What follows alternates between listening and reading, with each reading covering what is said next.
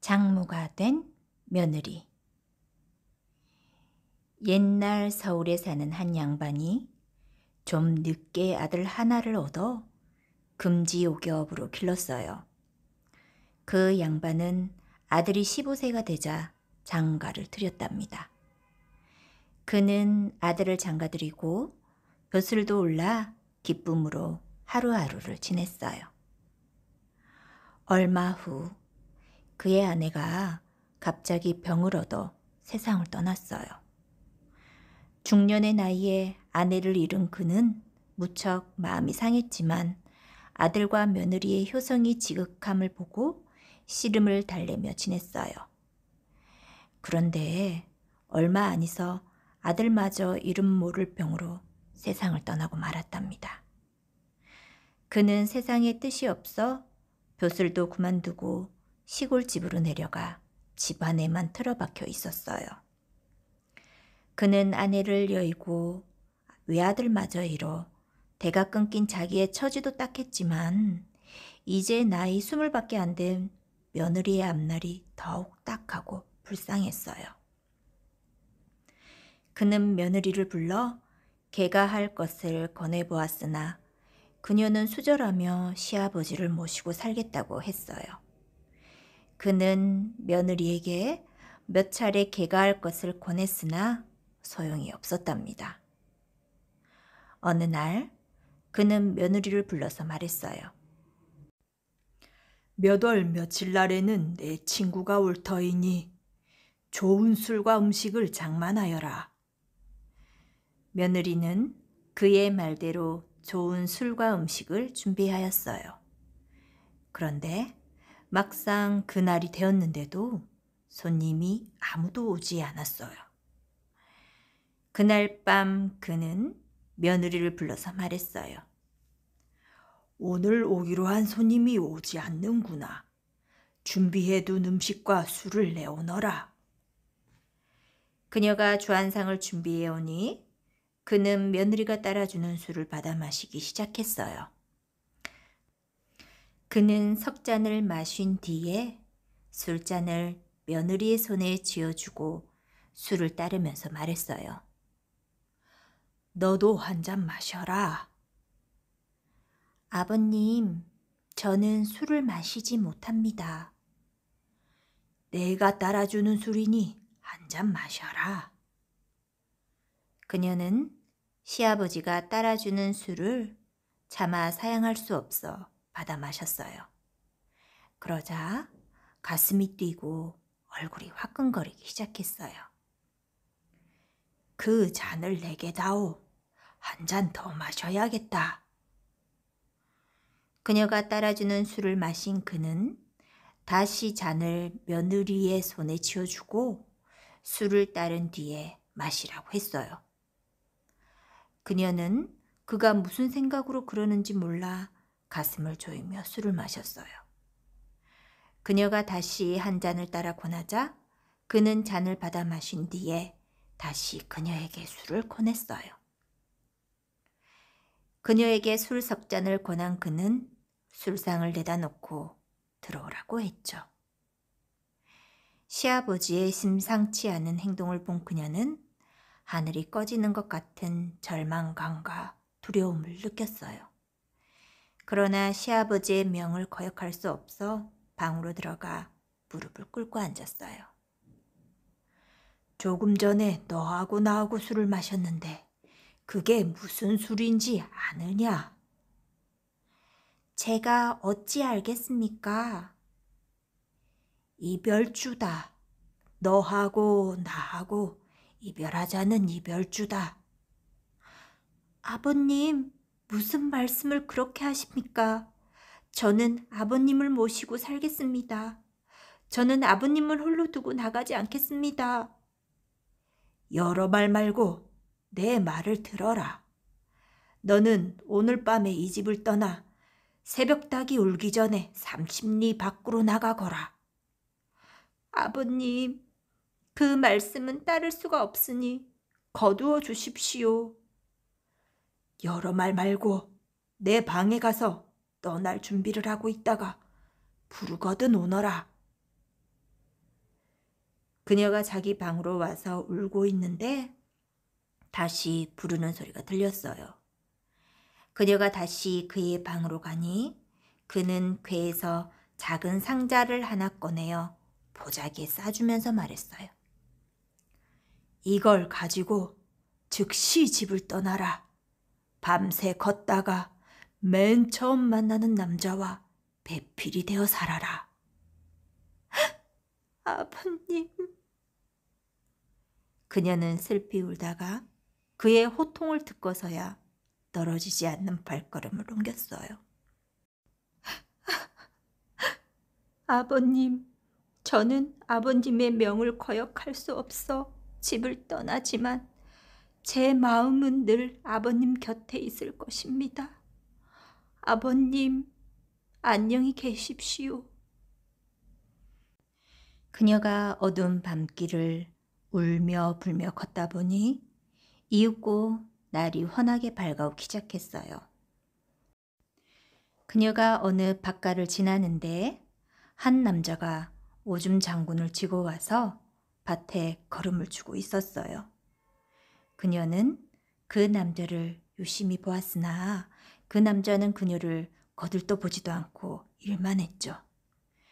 그 남자는 일을 마치고는 다시 오줌 장군을 쥐고 마을 쪽으로 걸어갔어요. 그녀는 그 남자의 뒤를 따라 오두막집으로 들어갔죠. 그 남자는 아무 말 없이 방으로 들어가 버렸어요. 그녀가 부엌으로 가보니 한 처녀가 밥을 짓고 있었죠. 그녀가 처녀에게 집안 형편을 물으니 처녀는 일찍 어머니를 여의고 아버지와 함께 살고 있다고 했어요. 아침밥을 지은 처녀는 밥 3그릇을 벗어 상 위에 놓은 다음 방으로 들어가면서 그녀에게 들어가서 함께 밥을 먹자고 했어요. 처녀의 아버지는 아무 말도 하지 않고 밥을 먹은 뒤에 들로 일하러 나갔어요. 그녀가 그 처녀와 집안일을 하면서 물어보니 그 집은 원래 선비 집안인데 몰락하여 지금은 농사일을 하고 있다고 했어요. 그녀가 살펴보니 그 처녀나 그 아버지나 모두 교양 있는 사람들이었어요. 날이 저문 뒤에 집에 돌아온 처녀의 아버지는 그녀가 가지 않고 있는 것을 보고 말했죠. 이곳은 부인과 같은 귀인이 있을 곳이 못 됩니다. 부인께서는 갈 곳이 있을 터인데 왜 가지 않고 누추한 집에 계시오? 저는 당신과 할 이야기가 있어 가지 않고 있습니다. 말씀해 보시오. 그녀는 지금까지의 일들을 이야기한 뒤에 다시 말했어요. 저의 시아버님께서 처음 만난 남자와 인연을 맺으라고 하셨으므로 당신의 아내가 되려고 하니 허락해 주시기 바랍니다. 그 이야기를 들은 남자는 자기의 처지가 공궁하고 나이가 이미 40이 넘었음을 들어 그녀의 정을 사양했어요. 그러나 그녀가 진심으로 설득하는 바람에 그 사람의 마음이 기울여져 반승낙을 하게 되었지요. 이때 그녀가 다시 말했어요. 우리가 당장 합궁하자는 것은 아닙니다. 좋은 집을 마련하고 따님을 시집 보낸 뒤에 합궁하는 것이 좋을 듯합니다. 그렇게 하시겠습니까? 그렇게 합시다. 먼저 좀 넓은 집으로 이사하는 것이 좋을 듯하니 이 근처에 팔려고 내놓은 집이 있는지 알아봅시다. 아니, 무슨 돈으로 집을 산단 말이오? 그것은 걱정하지 마십시오. 그 사람이 마을에 가서 알아보니 마침 서울로 이사가기 위해 집을 팔겠다는 사람이 있었어요.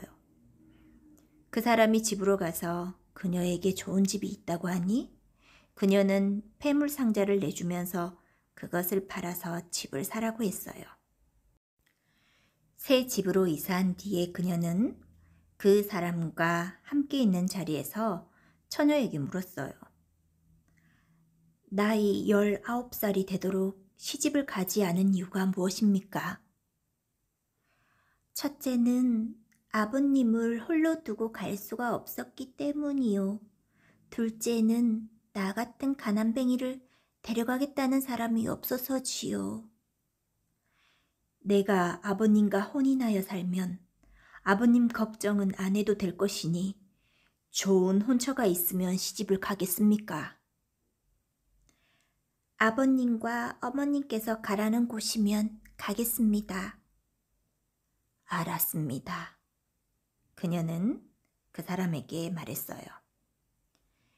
이제 따님을 시집 보내셔야지요. 마땅한 혼처가 없으니 그게 걱정이요. 마땅한 혼처가 있는데 내가 하자는 대로 하시겠습니까? 말해보시오. 실은 아가씨를 우리 시아버님께 중매하려고 합니다. 나이는 50 가까이 되었지만 건강하시고 재물도 명예도 있는 분이십니다. 내 시어머니를 모시는 일이라서 나도 많이 생각했습니다.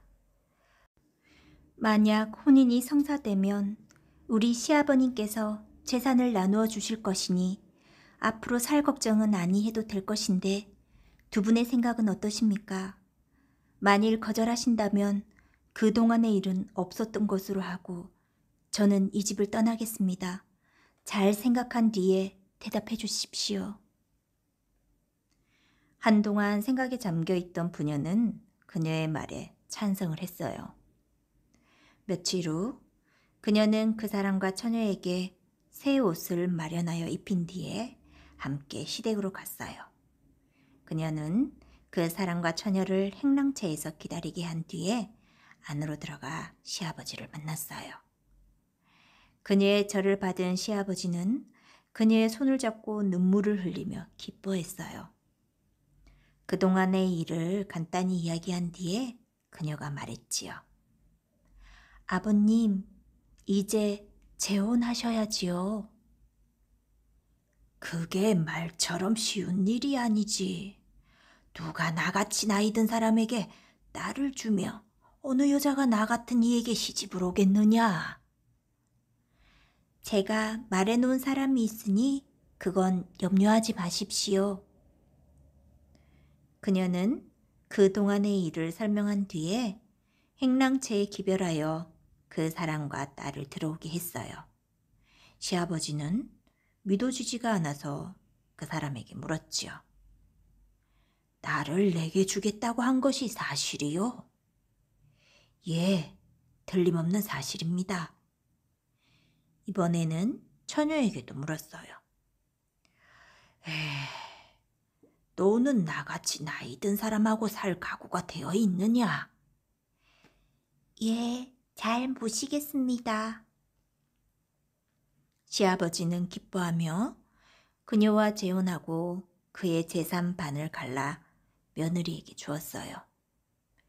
시아버지는 그녀가 자기 집에 왔을 때에는 며느리로 대하고 그녀의 집에 갔을 때에는 장모로 대했어요. 시아버지는 재혼한 여인과의 사이에서 아들 삼형제를 두어 자손이 번창하게 되었고 그녀 역시 재혼한 남편과의 사이에서 아들 3명을 두며 행복하게 잘 살았답니다.